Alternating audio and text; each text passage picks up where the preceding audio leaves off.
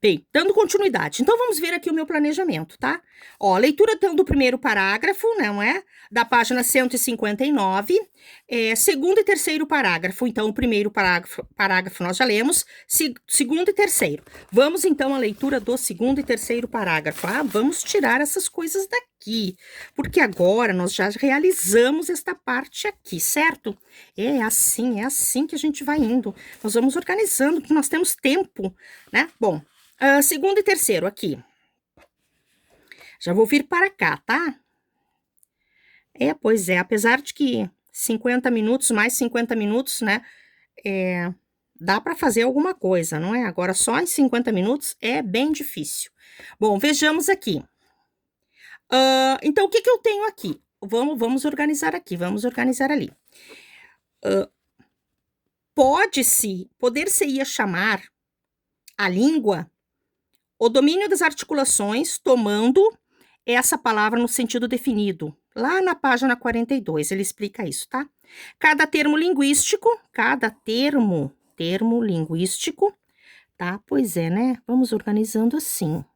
Vou botar só um tracinho aqui, tá? Cada termo linguístico é um pequeno membro, um artículos, né? Em que uma ideia se fixa num som e em que um som se torna o signo de uma ideia. Tá? Então, a ideia se fixa no som e o som se torna o signo de uma ideia. Bem, a língua é também comparável a uma folha de papel. O pensamento é o anverso e o som o verso. Não se pode. Deixa eu organizar aqui a reta aqui, tá? Da folha. Não se pode. A língua, então, é comparável à folha de papel, tá? Não se pode cortar um sem cortar ao mesmo tempo o outro. Assim, tampouco na língua se poderia isolar o som do pensamento ou o pensamento do som. Aqui vamos tirar, então, a terrível, né? A terrível tarefa de que, como o pensamento ele é caótico, se ele não estiver organizado numa relação sintagmática, ele é caótico. E nos causa muitos problemas, né? Então, é aquela questão, mas como é que eu vou silenciar? Já vimos isso, né? Nós temos uma constituição gramatical mental, que ela é composta, né? Existe toda uma linguagem mental, um pensamento som mental, porque é assim que nós conseguimos existir e registrar as nossas ideias, a nossa participação no mundo, na vida e ter a própria vida, tá? A língua, ela é também comparável, então, a essa folha, tá? O pensamento, então, ele não se pode cortar o pensamento do som, e nem o som do pensamento. Ao mesmo tempo, o outro assim tampouco na língua. Se poderia isolar o som do pensamento, o pensamento do som.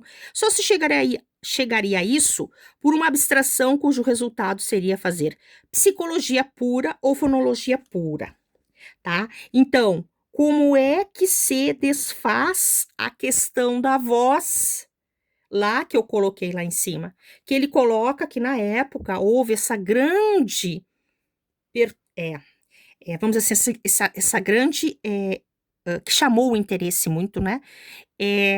Que é exatamente a questão do som. Como é, então, que se poderia isolar o som do pensamento ou o pensamento do som? Só se chegaria a isso por uma abstração cuja o resultado seria fazer psicologia pura ou fonologia pura. Então, aqui entram outras áreas do conhecimento, tá? Saussure, eu já até comentei isso em outras aulas lá no início. Não vou me adentrar a esse assunto, porque senão eu vou fugir do meu trabalho, ok? A aula é assim, nós temos que ter muito cuidado, porque também o excesso de conhecimento nos faz muitas vezes sairmos, temos que cuidar muito, né? Porque nós não podemos sair do assunto que nós estamos trabalhando. Isso é linguística, né? A linguística trabalha exatamente o conteúdo concreto. Aqui eu tenho, então, olhem só, aqui eu tenho, então, o quê? Aqui eu tenho a linguística trabalha, pois no terreno limítrofe em que o elemento das duas ordens se combinam. Essa combinação produz uma forma, não uma substância, tá? Porque substância é o quê? Substância já é a constituição de mais de outros elementos. A forma não, tá? A forma. Bom, estas considerações fazem compreender melhor o que foi dito lá na página 108. Mas depois eu resgato isso aí com vocês. Mas é sobre a arbitrariedade do signo, tá? Sobre o arbitrário do signo. Aqui eu coloquei algumas informações que eu vou resgatar agora, tá? Mas eu vou aqui terminar de ler aqui o que faltou aqui para ir até o ponto. Lembrem-se disso, tá? Nunca parem o estudo ou o conteúdo sem a finalização da frase. Isso é muito importante, porque fechou uma ideia. Então, essas considerações fazem compreender melhor o que foi dito sobre o arbitrário do signo. Não só os dois domínios ligados pelo fato linguístico os são confusos e amorfos, como a escolha que se decide por tal porção acústica para essa ideia é perfeitamente arbitrária. Se esse não fosse o caso, a noção de valor perderia algo de seu caráter, pois conteria um elemento imposto de fora. Lembram que nós iniciamos com o valor linguístico, tá? Então, se não fosse o caso, a noção de valor perderia algo de seu caráter, pois conteria um elemento imposto de fora. Mas, de fato, os valores, eles continuam a ser inteiramente relativos. E eis porque o vínculo entre a ideia e o som é radicalmente arbitrário. Então, vincular somente por isso, tá? O que acontece? Olha o exemplo fantástico a que eu cheguei. Porque na educação básica,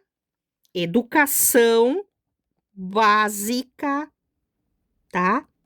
Eu vou botar a letra, vou fazer aqui, tá? Vou fazer aqui para poder ficar.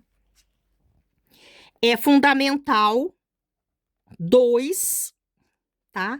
Educação básica, tá? Fundamental 2. Porque aqui, daqui para cá, o estudo, a educação infantil, tá? Infantil. Sem demérito, por favor, tá? Porque aqui, nessa parte aqui, é tão importante isso aqui, porque assim, eu vou fazer um parênteses aqui até para ilustrar isso aí, tá? Os alunos, as alunas, os estudantes, nessa fase aqui, eles chegavam na sala de leitura e diziam assim, não, mas isso é muito infantil. Não, mas esse livro é muito infantil, eu não quero. Olha o demérito, tá? Que chegou aqui, a desvalorização, tá? A desvalorização da importância do infantil. Não, mas eles diziam isso. Os alunos, não, professora Marta, mas é que esse livro é muito infantil para mim. Qual é a idade desses alunos aqui? A idade, tá? Aqui, 9, 10, 11 anos, tá? 12 anos aqui, tá? Então, eles diziam assim, mas não, isso aqui, esse livro é muito infantil, eu quero um outro livro. Não, só um pouquinho. Então, assim, por favor, nós não podemos estudar um outro nível desmerecendo o anterior, porque a criança tem que resgatar a sua importância. Tem que valorizar o infantil. Não é simplesmente só dizer assim, mas isso é muito infantil, não. Aqui, então, na educação, educação, tá? Educação básica, eu tô escrevendo assim porque ficou meio apertado aqui, tá? Na educação básica, então, aqui nós temos, então, o signo, vou colocar aqui, tá? Signo linguístico, significante, significado. Representação de Saussure. Aqui, então, a palavra, não é? A palavra, o desenho e o que significa, tá? Muito bem. Agora aqui na educação básica, então, o que eu, professora Marta, vou escrever ligeiro aqui, tá? Medeiros Ventura, tá? Como que eu cheguei a conseguir estabelecer uma relação de diferença e de importância aqui. Porque então aqui o signo linguístico, significante, significado. Não é mais essa representação. Não é mais como ali. Aqui a representação é signo linguístico, significante, significado, tá? É assim. Por quê? Porque aqui o estudante chega na frase verbal. Eis a importância de dar o quê? Significado. Não tem como pular daqui, igualar tudo isso aqui para valorizar o ensino médio. Não tem como. Aqui, isso aqui é o intermediário, tá? Ó, isso aqui é o intermediário que o Saussure está falando ali. Olha que coisa incrível essa descoberta. É incrível, é maravilhoso, é fantástico. É simplesmente uma alegria muito grande. Por quê? Porque eu consegui ajudar essas criaturas aqui. Eu consegui ajudá-los a o quê? Eu consegui ajudá-los a sair da mesmice. Eu não posso me estender muito, tá? Só que assim, eu vou aproveitar, já que eu coloquei esse exemplo aqui, eu vou aproveitar para falar o seguinte. Olhem só. Então, assim, tá? Imaginem só, tá? 3 anos, sexto ano, tá? Um aluno, tá? Repetindo. Ele está repetindo, tá? Repetindo o sexto ano. Como é que esse aluno me recebia à tarde, tá? Quando eu chegava na escola. O que o aluno dizia para mim? Ele dizia exatamente essa frase. Durante 3 anos o aluno dizendo isso. Ele dizia para mim assim, ó. Não me vem com redação, tá? Ele sentava lá no fundo da classe e ele me dizia essa frase.